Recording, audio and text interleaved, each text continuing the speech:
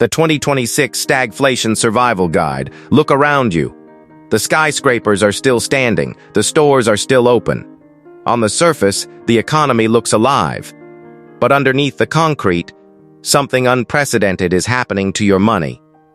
If you've looked at your bank account lately and felt a strange, lingering anxiety, like you're running faster just to stay in the exact same place, you aren't imagining things. For decades, conventional financial advice was simple. Work hard, save cash, and put it in a safe place. But in 2026, the rules of reality have rewritten themselves. We have entered the most dangerous economic anomaly a modern citizen can face. It is a hidden tax that destroys savers, punishes the middle class, and rewards only those who understand the system. Welcome to the era of stagflation. Over the next 10 minutes, we are going to dismantle exactly why your cash is losing value at a record pace, and reveal the precise, systemic framework required to survive it. To understand why your cash is dying, we first have to understand what stagflation actually is. Normal economics operates on a classic seesaw. When the economy is booming, prices go up. That's inflation. When the economy slows down, prices drop or stabilize, but unemployment rises. It's painful, but predictable. Stagflation is the terrifying mutation of both. It occurs when economic growth completely stagnates, yet prices continue to aggressively rise. In other words, in a simple layman's language, income is stagnant. That is to say, income is standing in one place while the price of things are increasing way too much. Basic things like house rent, grocery, gas for the car, bills like cooking gas and electricity bill, even basic clothing and shoes, everything is on the high side, but income is not increasing along with it, so that the stagflation is coined from the two words stagnant and inflation both merged together. Think about what that means for your daily life. In a standard recession, things get cheaper, which offers a silver lining for anyone holding cash. But in a stagflationary environment, the purchasing power of your dollar evaporates at the exact same time that wages flatten and corporate hiring freezes. You are squeezed from both sides. Your income stays flat while the cost of existing climbs upward. How did we get here? The recipe for 2026 stagflation was written over the last few years. Decades of aggressive global money printing met severe structural supply shocks, shifting geopolitical borders, and a massive transition in global energy. When it costs more to move goods, manufacture products, and power cities, prices must go up, regardless of whether consumers can afford them. The system doesn't care about your budget. It passes the bill directly to your savings account. When stagflation takes hold, the natural instinct for most people is to panic and retreat. They look for safety. And for the past few years, the financial system offered a very seductive hiding place, the high-yield savings account, or HYSA. Banks loudly advertised 4.5, or even 5% returns. It felt like free money. It felt like safety. But it was a mathematical illusion. Let's look at the cold. If your bank pays you 5% interest, but the real-world inflation rate on things you actually buy, like housing, healthcare, and insurance, is sitting at 5% or higher, your real rate of return is 0. Now subtract the income tax you have to pay on that interest. Suddenly, your safe 5% return is actually a net loss in purchasing power. Your bank balance goes up, but the amount of groceries, fuel, or real estate that money can buy goes down. By keeping your capital exclusively in cash, you are voluntarily participating in a slow-motion robbery of your own wealth. The system is designed to incentivize spending and debt, not stagnant saving. When inflation outpaces the interest paid on cash, money becomes a hot potato. The longer you hold it, the more it burns you. To survive stagflation, you must stop thinking like a saver and start thinking like an asset allocator. So, how do you position your capital when the traditional playbook is broken? How do you build a system that thrives when growth is flat and prices are high?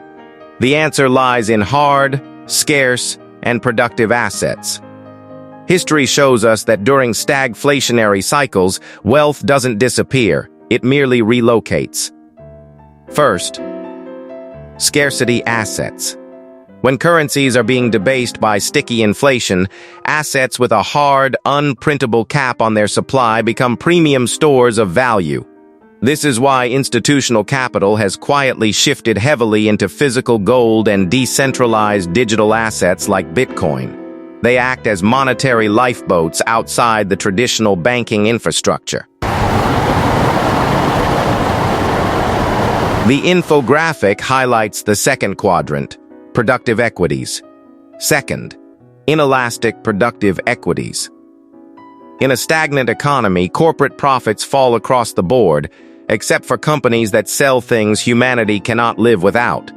Think consumer staples, energy infrastructure, and healthcare. These companies possess what Warren Buffett calls pricing power. If their input costs go up, they simply raise their prices, forcing the consumer to pay. By owning index funds or equities heavily weighted in these inelastic sectors, your portfolio inherits that pricing power. Third, fixed-rate debt optimization. Inflation is the sworn enemy of the saver, but it is the greatest friend of the debtor.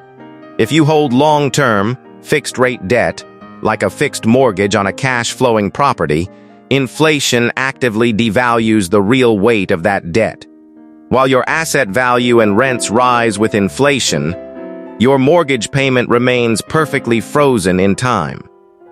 You are effectively paying back your debts with cheaper, inflated dollars. The reality of 2026 is that nobody is coming to save your finances.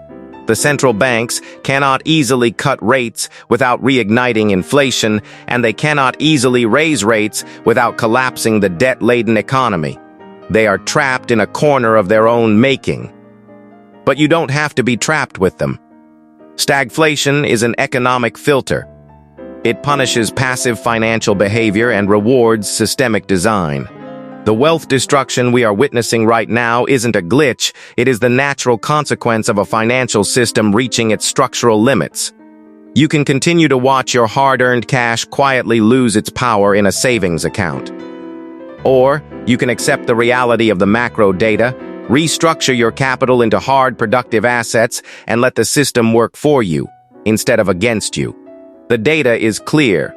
The trend is established. The choice is entirely yours. But there are practical ways and suggestions to manage your finances better. But before we continue, subscribe, like, and share. Tell us what you think. The 2026 no-buy strategy. Inflation is officially up another 4% this year. Housing is sticky, groceries feel like a luxury, and the cost of simply existing in 2026 is higher than it has ever been. But while the macro numbers are going up, my personal spending just dropped by exactly 30%. I didn't get a massive corporate raise, and I didn't lock myself in a dark room eating ramen noodles. Instead, I implemented a radical behavioral framework designed to protect my sanity from a hyper-consumerist economy. It's called the 2026 No-Buy Rule.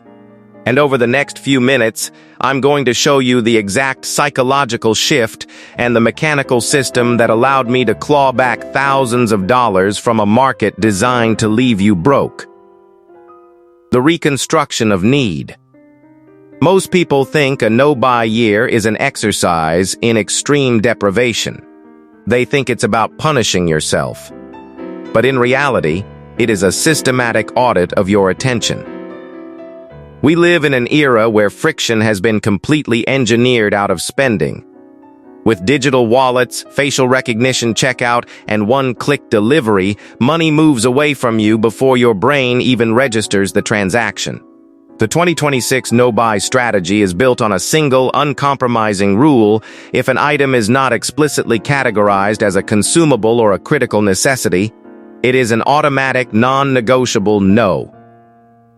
A clean, elegant two-column table slides onto the screen over a blurred cityscape background.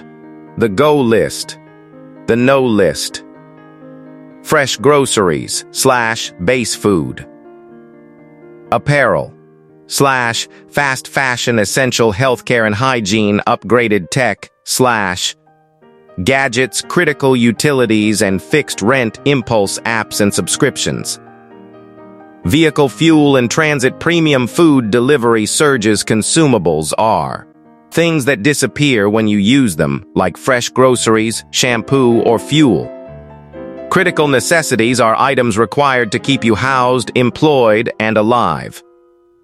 Everything else, from that slightly faster smartphone upgrade to the third jacket that looks exactly like the two in your closet, goes on the banned list. By drawing a hard line in the sand, you eliminate the cognitive fatigue of constantly deciding whether you should buy something. The answer is already decided by the system. The dopamine arbitrage. When you stop buying non-essentials, something fascinating happens to your brain around day 14. You hit the dopamine wall. See, modern consumerism isn't actually about owning the product, it's about the anticipation of getting it. The hit of dopamine you get when you hit order now or walk out of a store with a bag is a temporary high that masks daily stress, exhaustion, or boredom. The 2026 no-buy strategy forces you into what I call dopamine arbitrage. You take the exact same psychological impulse to accumulate things, and you reroute it into accumulating assets. Screen share recording of a clean brokerage app interface. The cursor clicks buy on a broad market index fund, Vorhu. A clean green confirmation text appears. Every single time I felt the itch to buy something non-essential over the last few months, I opened my banking app instead. If I was about to spend $80 on a pair of sneakers I didn't need, I manually transferred that exact $80 into a low-cost S&P 500 index fund right then and there. I still got the satisfaction of executing a transaction. I still got the digital confirmation screen. But instead of buying a depreciating asset that transfers wealth to a corporation, I bought a fractional piece of the global economy that pays me to hold it. I replaced dopamine shopping. With asset shopping, let's look at the real-world math of what happens when you run this system in a high-inflation environment. By eliminating impulse tech upgrades, fast fashion loops, and the silent killer midweek premium food delivery apps, my overhead dropped by 30%. That 30% didn't just sit idly in a checking account eroding to inflation. It was aggressively funneled into automated high-yield assets and index funds. In an economy where prices are rising by 4%, saving 30% of your income is the ultimate counterattack. It means your personal net worth is expanding faster than the rate of monetary debasement. You are no longer standard prey for the inflationary spiral. The screen remains entirely pristine, no subscribe overlays, no external links. The real victory of a no-buy year isn't actually the money in your brokerage account.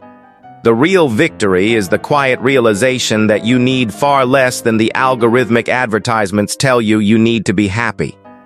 In 2026, the economic machine requires you to spend everything you make just to keep spinning. Choosing to opt out of that cycle isn't deprivation, it is the ultimate form of modern financial sovereignty.